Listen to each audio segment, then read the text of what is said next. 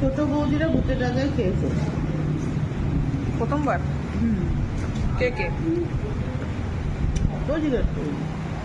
এবার আমি বললাম যে 200 টাকা তো ভালোই ওই জন্য। হ্যাঁ আমি যাইনি, এবারে শুনলাম।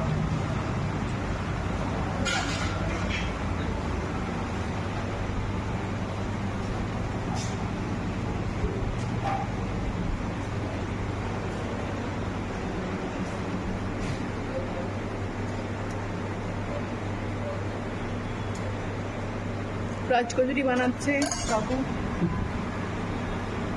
অনেকদিন পর মানে আমার রাজকচুরি এখানে আসলেই খেতে ইচ্ছা করে। হ্যাঁ, আমার আশাই হয় না, এসছি অনেকদিন খাইনি, তাই বাড়ি চলে যাচ্ছিলাম।